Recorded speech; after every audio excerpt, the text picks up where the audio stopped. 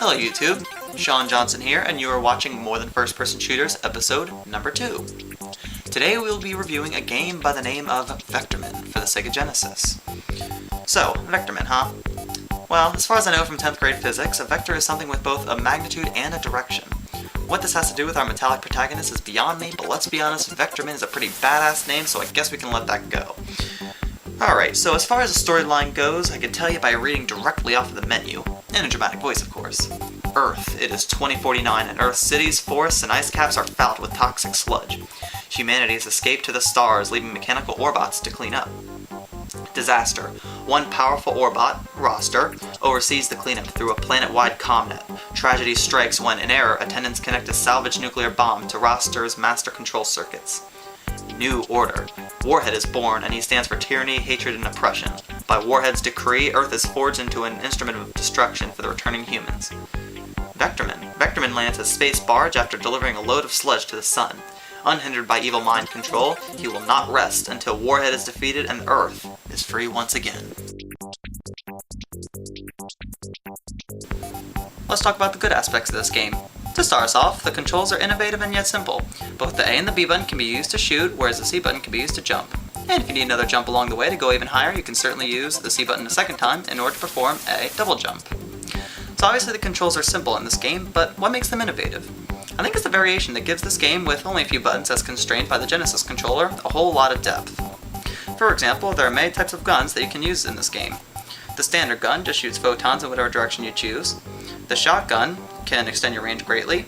The rapid fire weapon can kill your enemies really quickly, whereas the shield can be used to make yourself invincible, and you can plow down enemies with ease. Additionally, there are many forms that Vectorman himself can take. To name a few, there's the buggy, the jet, the missile, the fish, the dancing fool, believe it or not, that really is one, the train, the cricket, yes, the buggy, and all these really keep the game fresh and make it exciting. Additionally, there are some great boss fights in this game, for the most part. The first boss, which I will dub the Terraport Airplane boss, isn't too hard, but also isn't a pushover. It's a really simple concept. All you really have to do is just shoot the plane in its orifice, all while dodging the bulldozer-like items on the side and the bombs that it drops. It's a lot of fun. It's really cool, especially for an introductory boss. The Day 2 Metalhead boss, however, is even cooler. Again, it gives some variation. You're a train in this level and must dodge the claws of this one monster that are blocking the train tracks. You have to shoot it, dodge it, and you have to watch out for these gunshots that are coming from the sides, and even have some opportunities to collect some health pellets. It's really cool, really hectic, but a lot of fun. That I can guarantee you. My favorite boss, however, has to be the Hydrophonic Lab boss. It's a bunch of little tiny Vectorman clones, all which form a bunch of different creatures. For example, it goes into a slinky mode, if you will. It also goes into a worm mode and a giant mode. It's really cool. You have to memorize the patterns in order to properly execute your moves and hit every time. And you also have to watch out for these enemies because they will deplete your health rather quickly. You know, some may call these different forms, especially during boss fights, rather gimmicky, but I must say I will take this over tedious gameplay that a lot of the Genesis titles had to offer those days, any day. The soundtrack, on one hand, was extremely incredible.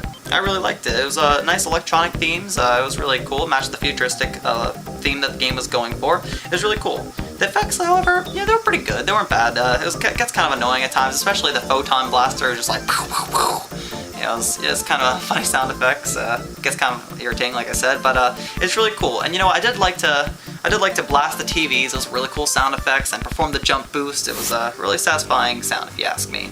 So overall, I'd say the sound is really stellar in this game. Finally, I think that the multiplier system in this game is really interesting. I never really seen one like it, to be honest. Usually you just figure that the multiplier system would simply upgrade your score and perhaps give you another opportunity along the line for an extra 1-up or so, but it really isn't that useful. This game, however, the multiplier system is key. How so, you may ask? Well, in this game, not only can it upgrade your score, but it can also upgrade the amount of 1-ups that you receive, or health pellets that you receive. So let's say you have a times 10 multiplier and you run into a 1-up. That means that you get 10 extra lives. And let me tell you, you can use some extra lives in this game because it isn't that easy. It's really cool and really fun. It keeps you on the edge of your seat, especially once you get that coveted 10 times multiplier and you want to look for all those 1-ups. Let's discuss the bad aspects of this game. First of all, the platforming in this game can be extremely frustrating. Why is that? Well, it is because your character falls like a brick. I do realize that Vectorman is supposed to be a metallic character and that obviously it's supposed to be extremely heavy. However, I'd much prefer that they bend the laws of physics in order to fix this problem, especially since such a great deal of this game is indeed platforming.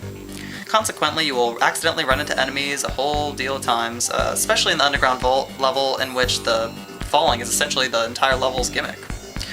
Another thing I really hate about this game is the rehashed level themes. I just can't stand that. It screams two things to me. Number one, laziness, and number two, rush job. If you're gonna make a game, I'm sorry, but you gotta go all out for it. That's my opinion.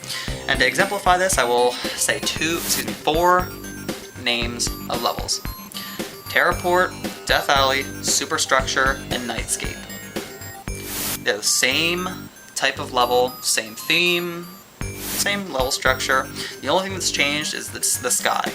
Nightscape is admittedly pretty cool looking with the lightning and all, but honestly, I'd just much prefer that they use some other level design. It's just crazy that they use the same thing 4 times, especially since there's only 4 levels in this, there's only 16 levels in this game. That means that 1/4 of this game is the same level structure. It's just ridiculous.